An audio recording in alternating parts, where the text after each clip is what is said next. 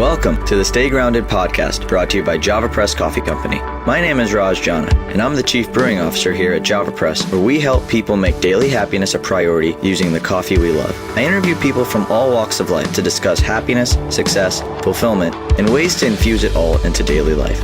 I want to dissect different thought processes and turn them into powerful insights that empower you to stay grounded and make daily happiness and fulfillment a reality. So thanks for joining me today. Now, let's get to grinding. Hello, and welcome to episode 14 of the Stay Grounded podcast. Man, I get so pumped when we're doing these releases on Saturdays just because it gets me all giddy thinking about all the amazing guests that we're getting to interview and pick brains on. And this week is no different. Man, I'm just so pumped about this week's guest.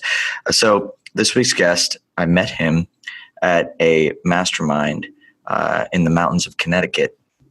And the first time I met him, he just had this really calm, serene look about him. My guest today, Mr. Brad Hart, has gone through it all to become the man he is. He's fought depression. He has overcome depression, and he's created a life that I am personally incredibly inspired by. And so can't wait to get started. But before we do, I would love for you to leave a rating, a review, and subscribe to the Stay Grounded podcast on whatever medium you choose to listen to. iTunes is a great place, but I would love your feedback. I'd love to know what you like about the show, what you don't like about the show, just so I can improve and continue delivering content that you want to listen to on a weekly basis. So enough stalling. Let's get started.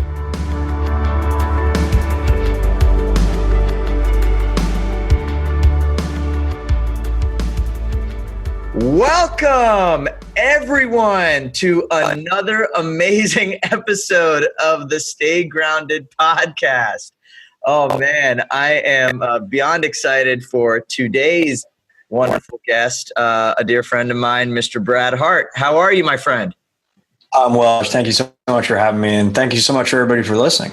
Yeah, absolutely, man. Gosh, you've got one hell of a story, and I'm just privileged to be here listening to you and chatting with you and catching up. And you seem like a type of guy that's got a million things happening. So I appreciate your time and you being here, my friend. Yeah, I could actually share my calendar right now if you really want. If this is a video podcast, I could share it. It's not a video podcast, but I want to see it anyways, just because I imagine in general, but it's my Wednesday. Literally every single hour of the day is blocked today. That's not normal. And I don't believe in just being busy for the sake of being busy, but this happened, we're just coming off a big launch. We just launched our cryptocurrency course with the Elevation Group and went really well. And, we've cleared 6 figures in sales, which, we're looking to make into 7 pretty soon here.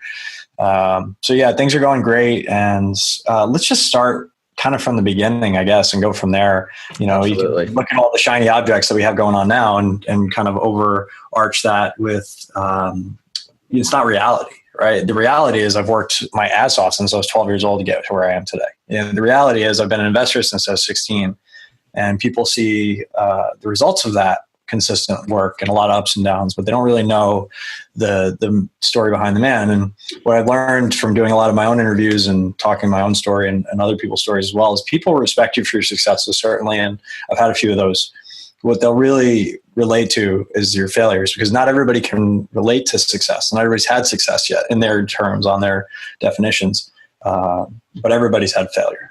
Everybody's had loss. Everybody's had pain. Everybody's been afraid. Everybody's felt like they didn't belong, or that they weren't going to have enough in their life. And if they didn't have enough, that they weren't going to be loved. And love's what we need. It's it's the oxygen of our soul. And it's kind of the basis of all the things that I do. It's, if you look on my Facebook, and you guys can follow me, it's facebook.com/Brad Hart. If you want to connect, shoot me a note, more than welcome. Life is for living and love is for giving. I love that. And what I seek to be in the world is just a reminder that no matter how bad it gets, you can use that pain and make it make sense in the long term.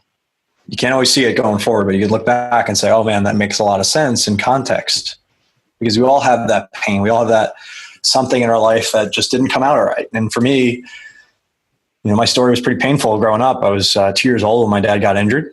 He was, living with my mom. Everything seemed perfect. He had a little bit of a drinking issue. We'll get into that too. But one day he was driving a lumber truck to support us and coming down a hill, and the load shifted, pinned him to the steering wheel, couldn't walk. All right, slipped the disc in his spine. Wow. Yeah. Spent 6 months rather, crawling around on one of those mechanics creeper like you used to slide under a car and work on a car. And during that time, he made some really great artwork, but mostly he just, went off the deep end. Eventually he had a surgery so that he could walk again, but he was never able to not be in pain again. Yeah. And mom eventually had to leave, right? For two reasons. Is because he was really volatile and difficult to be around. And, he medicated with everything from drinking to caffeine to marijuana to, various different psychosuppressant drugs, that kind of stuff.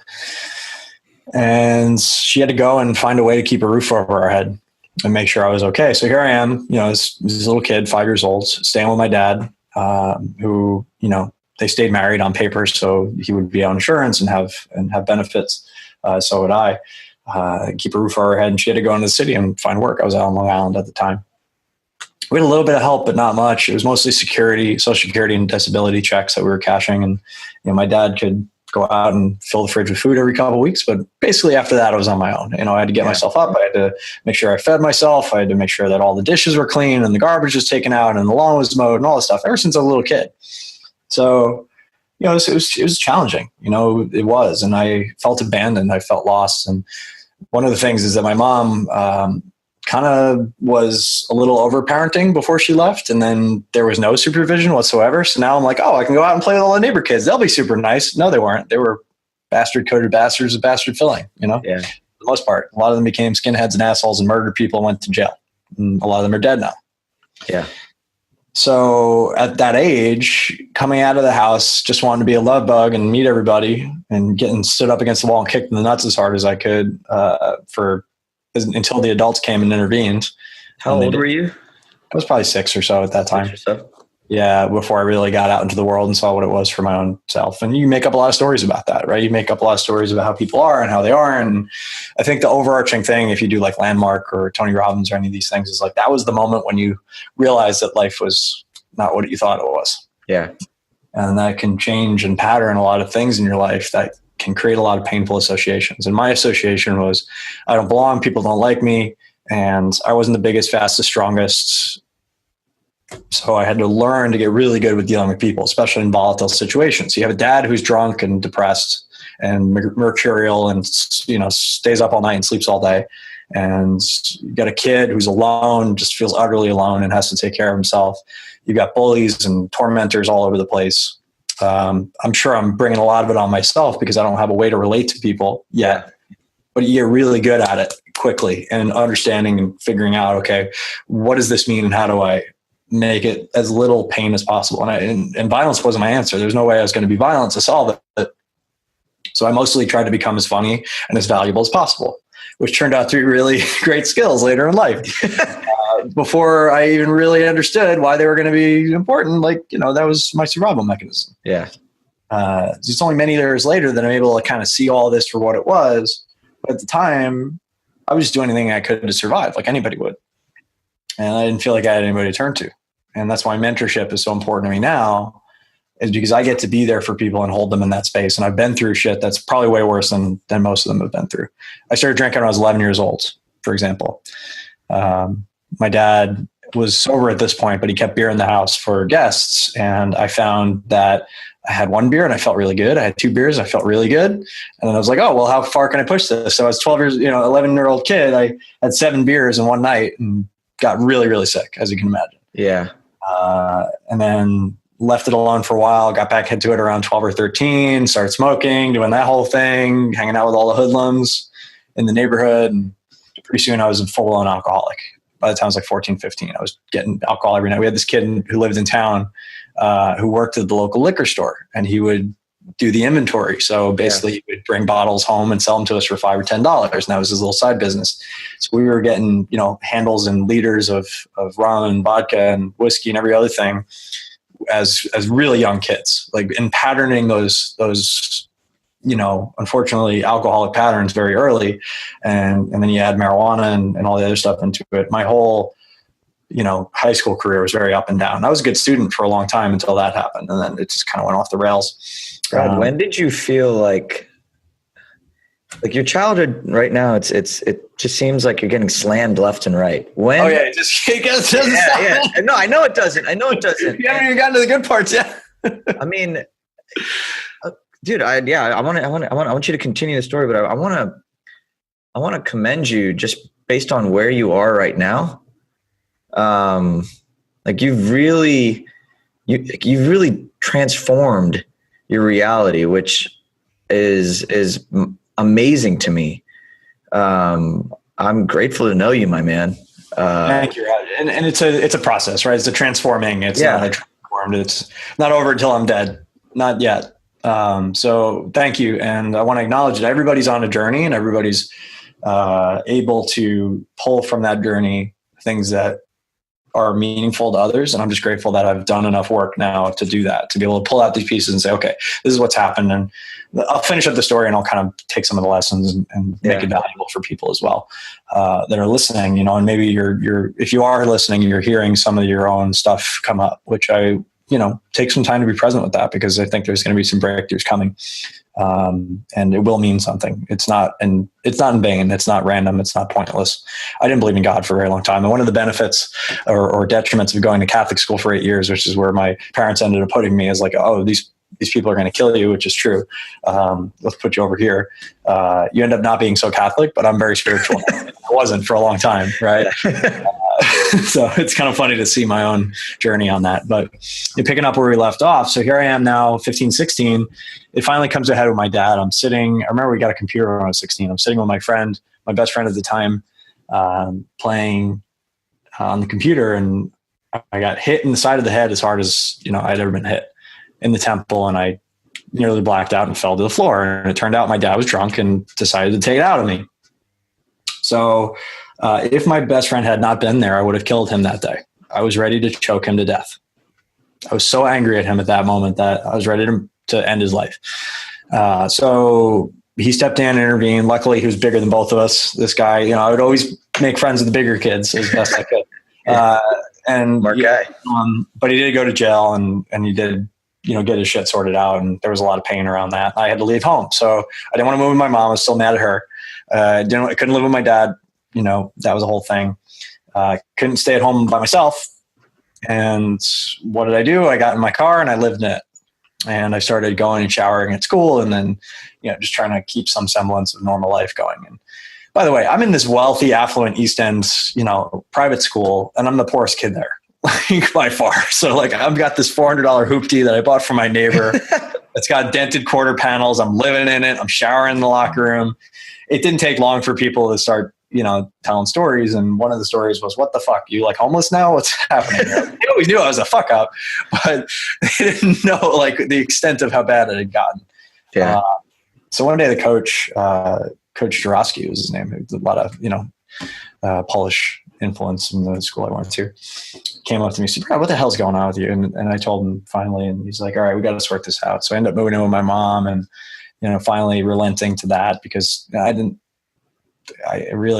was so angry at my mom for so long. I only realized the depth of it in recent years, how angry I've been at my mom for so many years for doing what I perceived to be a very selfish thing, when she was just doing the best she knew how to do, and she had been working since she was 13 years old, and she had 6 brothers and sisters that she cared for before that. And she didn't have a good time of it, in life either. So she wasn't really that equipped to handle everything that had happened to us.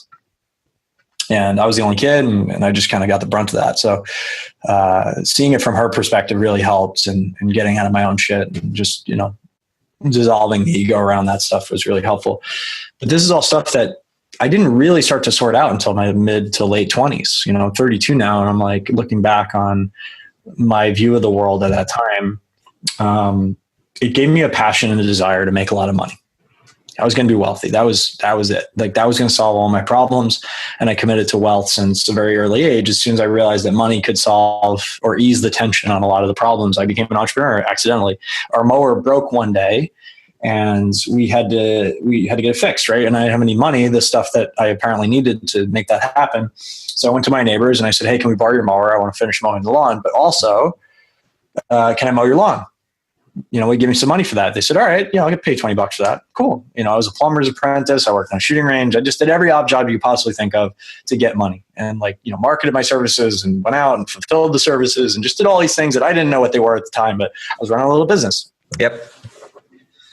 As time went on, I got better and better at doing stuff like that. I got better and better at asking people for stuff. I got better and better at figuring out how to overcome objections, at managing my time, and all these things that, credit my success now that I was patterning at an early age, despite all of my challenges that I had, which were very real challenges. And mostly that was just to have enough money to feel okay and to get hammered or if I wanted to, and do whatever I wanted to do to escape my current situation in reality.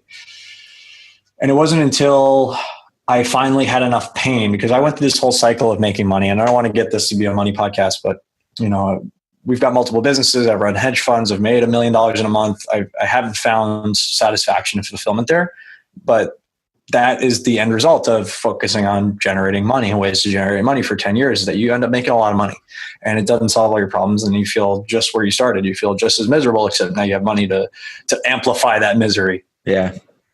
So where it all came to a head for me, skipping ahead in the story just a little bit, was when I was, I'm living in Santa Monica, and I'm dating a woman who is a singer and just beautiful, wonderful person. And we're dating for about a year, and I'm just emotionally dead, right? I'd shut down my fund. I had this money.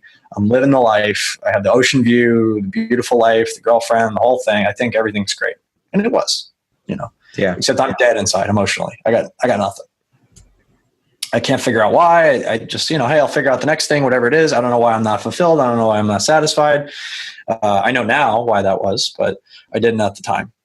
And what finally shook me out of it is because I'd quit drinking and, gone through that cycle. I'm like, it's just everything I did. I was like, if I just get in best shape of my life, I'll feel better. Life won't suck, and emotionally I'll be fine. Didn't help, right? Or I'll just get the girlfriend, or I'll just make all the money, or I'll just do this, or I'll do that, or whatever it is that's going to just finally solve this problem of I don't feel good. Always in a state of doing. Yeah.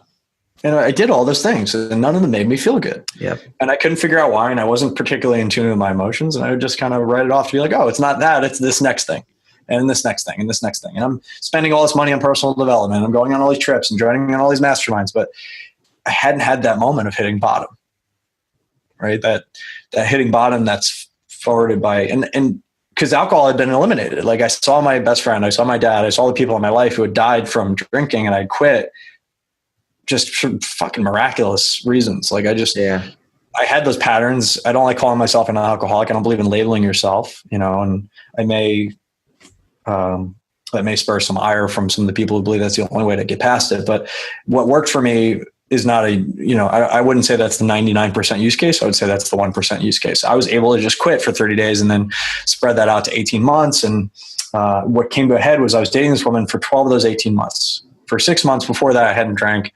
I met her. I wasn't a drinker. She was fine with that. For about a year went by. And I decided to, hey, I'm just going to have a drink with this one. I'm good. I got this, right? And then that drink turned into, I'm going to Italy with the boys. Let's go get shit-faced for 2 weeks. And coming back to a Dear John letter. And the Dear John letter wasn't bad, right? I was like, relationship ended. Okay, no big deal. I'll go out and get somebody hotter and younger. And I did. And I went out and I met a girl who was 2 years younger and tall and blonde, and took her home that night and that whole thing. A couple days later, I'm out at that same bar because she lived a few blocks from me. And I see her out with this new guy. And I start to do the math. I start to think, wait a second, hold on. She's been dating this guy while I was away. She's been dating this guy for a long time, in fact. And I started asking around. I started piecing this all together, and it just finally hit me. It was like, oh shit. She had been dating me, but really I was just something. I wasn't connecting with her emotionally. I was just something for now until something better showed up. What was better that showed up is the person she ended up marrying. And that's where the pain started. That's where I really got shocked back into reality of what I'm doing is not working. Yeah. And that knife, that gut feeling you get where it's like just dragging up your sternum and you're just like, every bit of you just hurts. And I went through that for months and months and months. And I was like, there's no end to this pain. I didn't know I could feel this much. I was in so much pain for so long around this girl that broke up with me. And I've been broken up with before, but it's not like this, because I fundamentally felt broken. I felt unlovable. I felt unconnected. I felt fucked. Like I didn't have another answer. And I wasn't willing to move on from that place. What was the shift you needed to, that was the experience you needed to make a shift, but what was the mental shift in that moment that allowed you to sort of grow from it and start making positive changes that did heal you emotionally? Yeah, I didn't know what I didn't know, and I was finally willing to accept that. So I had been reading that book, Money Matches the Game by Tony Robbins, because I was a finance guy, and it came out. I was like, oh, this is a great book, and I read it in 2 sittings. It's a 700-page book. I'm kind of a nut.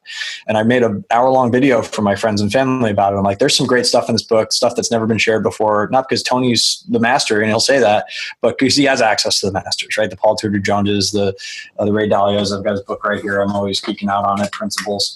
Yeah, I'm reading that myself right now. Yeah, it's just fantastic. I recommend it. I'm an investor, tried and true. I'm going to read everything I possibly can on the subject. I've got stacks of books all over the place. I'm a nut.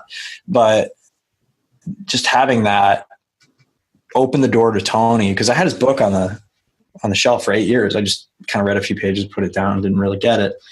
And I bought a ticket and I said, I'm going to go see what this man has to say, because now I'm interested, right? He got my attention because he came the finance route. Going to that event, I'd like to say it was like, oh my God, everything changed overnight and it was all perfect from there on out. It wasn't. But I was finally in so much pain, I was willing to listen to somebody else that seemed to understand why I was experiencing what I was experiencing. And more important than that, not just the pain piece, but why am I not experiencing the solution to this pain? Like what's the way to actually live your life where you are successful and fulfilled? Because I had mastered the science of success, but I completely whiffed, just got nothing on fulfillment.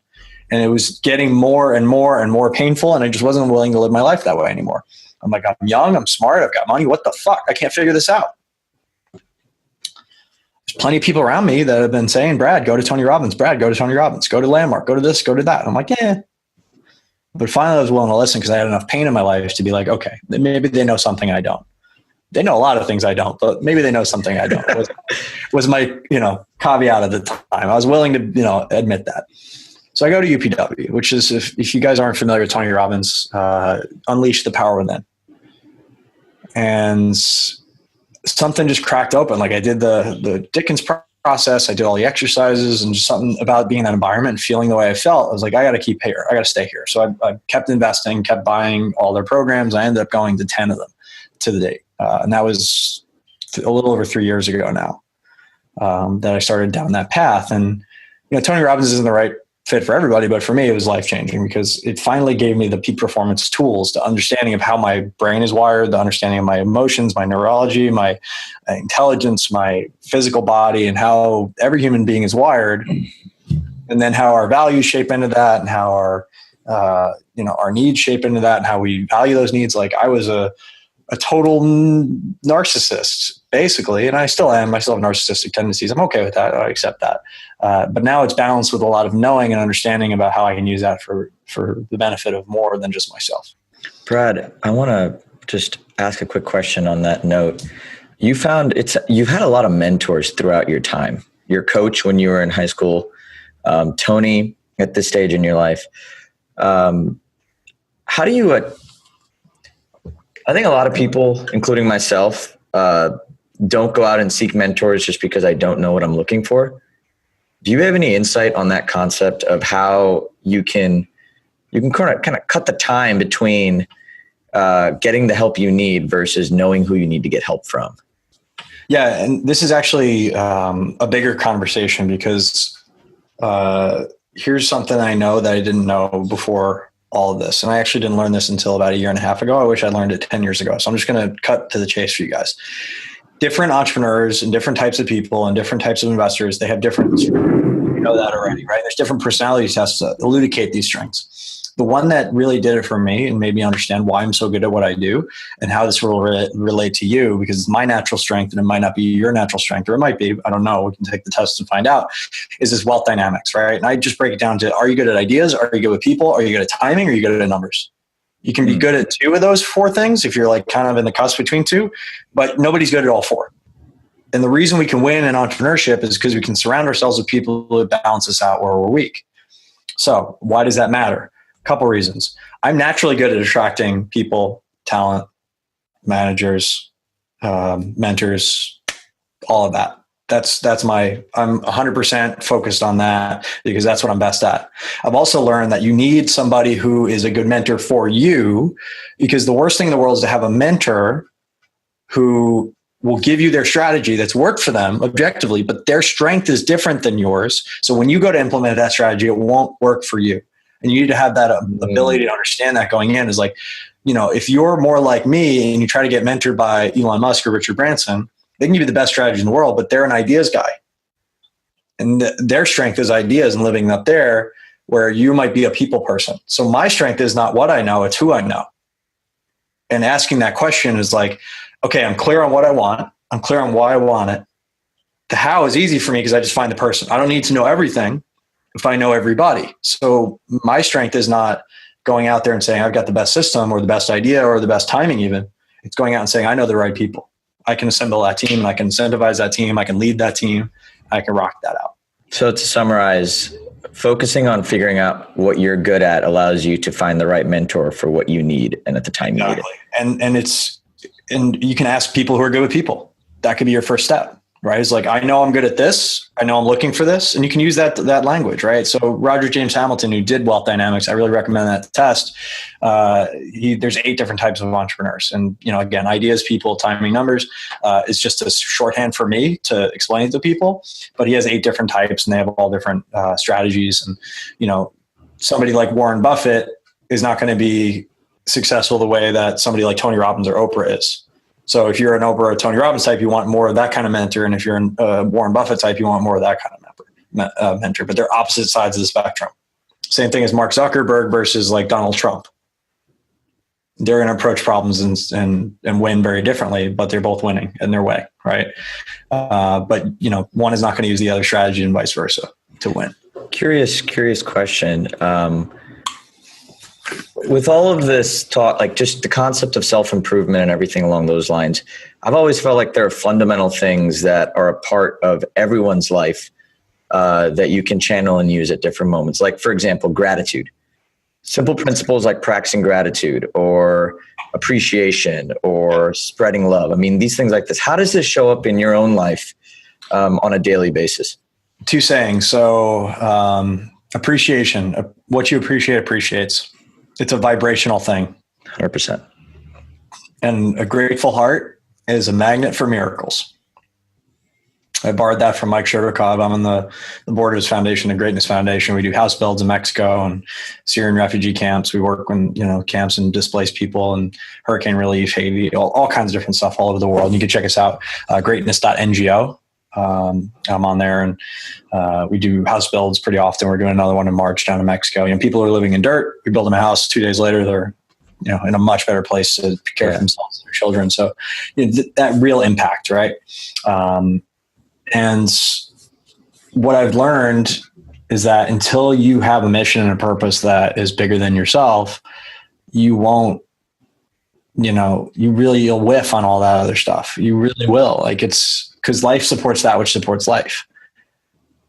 And gratitude is a function of contrast. And you can only appreciate what you have contrast with which to value. So let me just back up a little bit because I'm using heady language. If you've been in the shit, you've been to where bad is, and you know that you're currently experiencing that this is not it, and you remind yourself of that on a regular basis, that, hey, I've been to where bad is, this is not it, and be grateful and vibrate that gratitude, that sends a signal out to the world and other people and everything that more of that, please. Yes, please. Yes, please. So living in a state of gratitude is actually a really simple, easy thing that everybody can do. And it just comes from noticing when things are going pretty damn good and not focusing on the crap, because there's always 1% of things that are going wrong.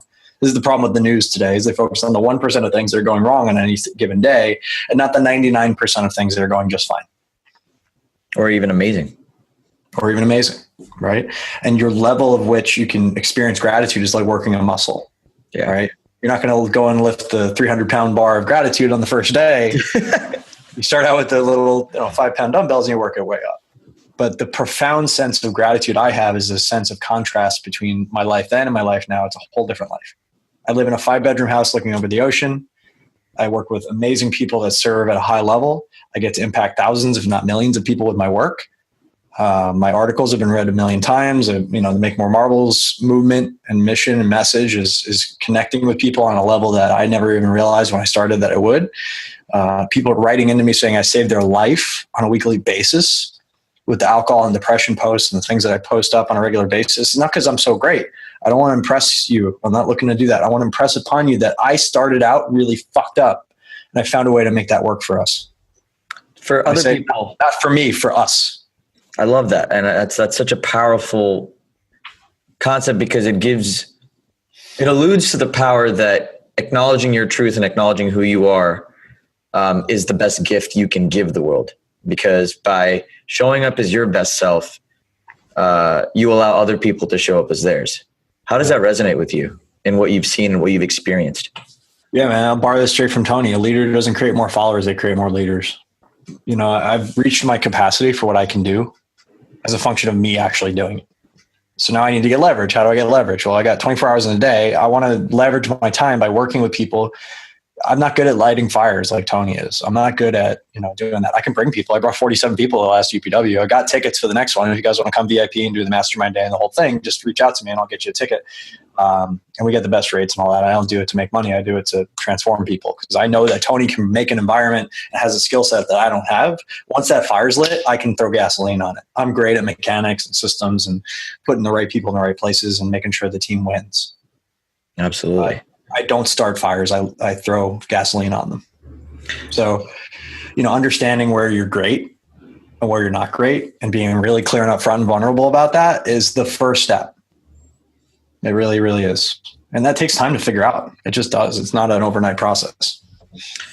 Based on who you are, what are some of your daily non-negotiables that you just have to do every day to keep yourself lit and moving on this mission that you're on?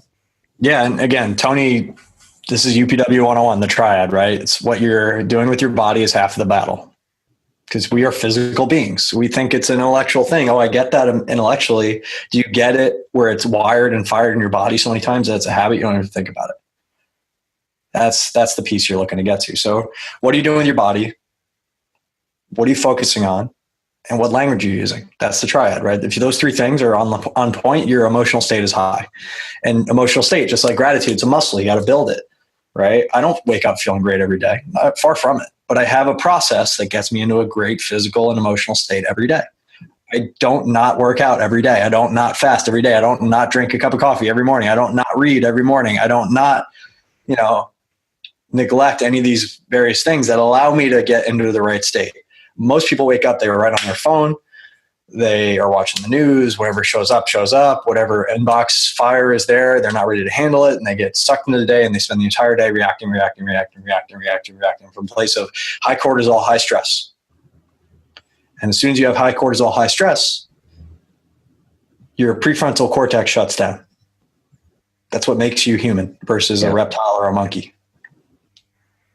What you want to be fostering is dosing yourself, right? Dopamine, oxytocin, serotonin, endorphins. Those are your happy chemicals, the ones you should be striving to dose yourself with, while lowering adrenaline and cortisol and getting out of fight and flight. It's the way you breathe. It's the way you stand. It's the way you use your body. It's the way you exercise. I run and or work out every day. I do something physical every single day. It doesn't have to be a lot, but it does have to be something. Is it all at the same time every day? Yeah, so I'm up 6:30, 6 in the morning, usually with the sun. I'm meditating. I'm doing some breathing exercises. Again, Tony has some great stuff for that. They call it priming, right? Yep. I'm reading, writing, getting out there. The Miracle Morning is another great one that kind of gives you that scribes. Hal Elrod, friend of mine's working on the movie as well. I just had Hal on here last week, I think. Great guy. I haven't really spent a lot of time with him. I know of him and read his work, but whatever, it all works, guys. Pick a morning routine, stick to it, and make it sacred, right? So that's my thing. It's like, I don't actually start work until 9, but there's a good 2 or 3 hours that goes into getting me right for the day. It just is, because I know it's not about filling more hours. It's about making sure you show up to the hours that you're filling completely 100% present and focused. And people think I'm a nut. They see me work from 9 until whenever. I don't take a break. Sometimes I don't eat, and I'm high energy the whole day. I'm in this office dancing around. I'm, standing desk. I got all these different pieces, and they think I'm some sort of superhuman. No, it's just I've built that muscle day in and day out, and I'm at a level now where I know I can show up in service no matter what's going on. Even on an off day, I'm still on fire. That is so powerful. There's another level. I know there's another level above that, because guess what? I can look back and say, well, I used to be out of shape. I used to be drunk. I used to be, a smoker. I used to not run. I used to do this and that and the other thing. Now I can knock out 4 miles. No big deal. I can go into the gym, knock out a big workout. I actually feel energized by all those activities and not drained by those activities. I know how to eat for my body. I know how to fast. I know how to eat the right things at the right time of day. I know how to put carbs at the end of the day so I don't get too tired. I know how to keep my weight down. I know how to make sure I'm getting my other needs met, which may or may not be appropriate for your audience. But, I just understand that these are all things that humans need, and I'm a human being first. People forget. They try to think like, oh, I'm this meta-proto crazy, abstraction of a living organism. No, you're a freaking human being. It's an animal that we are. We have certain characteristics that we believe make us better or worse, but no, it's really like, what are you doing with your physical body? That's 50% of it right there. Brad, for people who are inspired by you and want to start implementing a lot of these changes, how would you recommend they get started? Because obviously you're a finished product, but you haven't always been this finished product. I don't know if I'm a finished product. You're not a finished product. You're light years. I'll be a finished product when I'm in a casket or spread across. Yeah, you've got a head start. Let's just put it that way, right? I'm further along than some others, for sure. Yes. So how would you recommend? Not a judgment, it's just where I'm at. Exactly. And so I want to really give people something actionable. Like, what can they do to get started? What's the first thing you would do? I would understand that habits are everything, right? It starts with what you're valuing. What you're valuing becomes eventually what you believe. What you believe becomes what you think. What you think becomes what you say. What you say becomes what you do. What you do becomes a habit. When you do it over and over again, you wire and fire that in your nervous system. It becomes an unconscious habit. There are things I'm great at or suck at that I'm unconsciously aware of. And it's a pendulum swing. You got to go from freedom to responsibility to freedom to responsibility, because one inspires the other. Yeah. And pushes the narrative forward. So understanding you're in this paradoxical dichotomy of life, and there's always these pendulum swings happening. And it's really the game of, what can I control? How can I walk that abundant line, right? How can I be in the middle of these pendulum swings and walking that line? Not a miser, but not a martyr. Yeah. Right. Not a maniac, but not never taking any risk. There's balance. So to get started, it's just understanding that you can form habits very easily. I like 30-day challenges. They work for me. In 12 months, you have 12 different habits that can change your entire life. That's so powerful. Wow. I didn't think of it that way. In 3 years, you have 36 new habits. You're a whole different person. Oh my gosh. And don't think of it as like, I got to change 100% overnight. Think about 1%. 1% doesn't seem like a lot. You might say to yourself, 1%, I could do better than that. Well, maybe, but focus on 1%, right? Not 100%, not 10%. You can get 1% better at something every single day. Just be prolific and consistent. Just do it a lot and do it right and practice and practice it perfect to the point where it's unconsciously competent. 1% gains add up. After a year, that's not 365%. That's addition. Let's talk about compounding. Yes. 1% compounded every single day at the end of 1 year is 3,778%. If you got that kind of return in the stock market, would you be pretty happy with that? You would run. I made 38 times my money. I would be pretty happy with that. Well, guess what? You could do that with your own habits, which ultimately direct reality and shape reality. But it starts with what you value and what you believe. If you believe and value certain things that are not getting you the results in reality that you want based on that process I just described, You have to go back and say, all right, what can I let go of? Or what can I adopt that's going to give me a different result? Because nothing changes if nothing changes. 100%. Dude, you are such a rock star. I just want to give you a huge hug right now, just for being you. And for those who can't see this, we're definitely air hugging right now. I love you guys. I love you, Raj. Thank you so much for having me on the show. And everybody's listening, guys, take some action, do something, change a habit, change your life. That's really it. It's not freaking rocket surgery. It's not unattainable. You've changed habits before. When you started trying to walk, I bet you sucked at it. When you started trying to drive, I bet you sucked at it. But you didn't say, oh, I'm never going to walk because I can't do it now. No, you eventually figured it out. And the same thing with driving and everything else you've ever mastered. It's just you sucked it up and first, and you saw that the benefit of doing it was greater than the pain of figuring it out, and you went and did it. So do that. And you can join us, come on a house build. You can join us, come to UPW. We want to support you in the way that we can support you. You just got to say yes.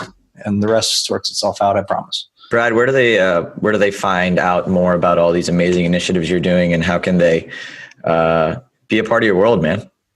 Okay, so 2 charities, unstoppable.org, unstoppablefoundation.org. We benefit education in various parts around the world. Greatness Foundation is where we do a lot of the builds and charity work, in person. We do a lot of that. You can go to greatness.ngo.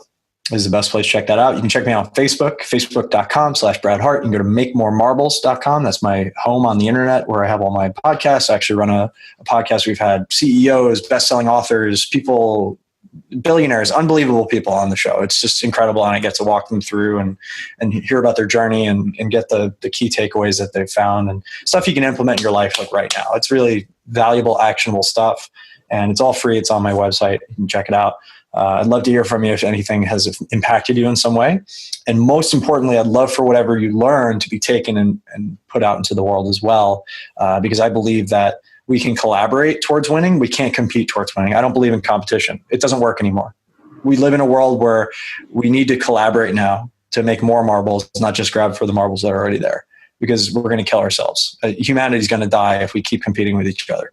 I love that. It's the end result of capitalism is death of humanity. Not conscious capitalism.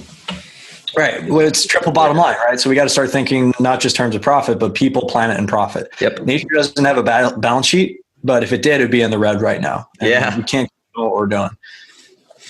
100%, man. So I have one last question. This is a question we ask all of our guests. So in the midst of all your successes, achievements, where you've come from and where you are now, how do you stay grounded on a daily basis? I just know I suck.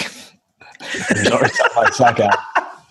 Dude, I'm actually having a brush fire in my life right now. It's great. I'm like, all this overgrowth and crap that's just been kind of building up, and all these situations and relationships and people have been coming to a head. Like I've been okay with just having things kind of randomly going wrong and just understanding that I still suck, right? The buck stops with me. I take extreme ownership over these things. And a lot of what I suck at right now is just keeping all the plates spinning, but I shouldn't be the one keeping the plate spinning. I need to step up out of that, work on the system, not in the system. That's the phase I'm at.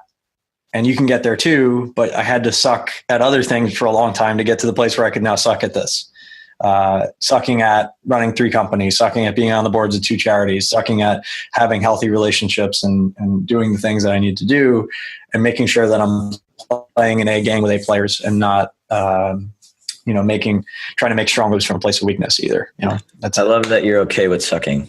For everybody listening here, it's okay to suck because everyone starts somewhere. As long as you dedicate yourself to consistently being okay with sucking, you will eventually not suck as much, but you'll find new things to suck at. Yes, and there's always another level to this game. Yes. Levels, Jerry, levels. And so, everybody, I hope you found this interview with Mr. Brad Hart, extremely fruitful. I certainly did, and I appreciate you just as much as I did before. But now I, again, just want to give you a damn hug. So the next time I see you, you might get a tackle bear hug in some shape or form. But everybody, thanks again for joining us today. I'm your host, Raj Jana. This is the Stay Grounded podcast. And until next time, stay grounded. We'll talk to you guys soon. Love you guys. Thank you. Progress over perfection. Have a great day. Thanks for joining us today on this episode of the Stay Grounded podcast brought to you by JavaPresse Coffee Company. My name is Raj, and I hope you found this interview helpful as you create your own ways to make daily happiness a priority. If you're interested in learning more about how your morning coffee can turn into a consistent source of joy in your life, visit www.javapresse.com to learn how our products can help you do that and use the coupon code PODCAST for 10% off your purchase. Again, thanks so much for joining us. Stay grounded.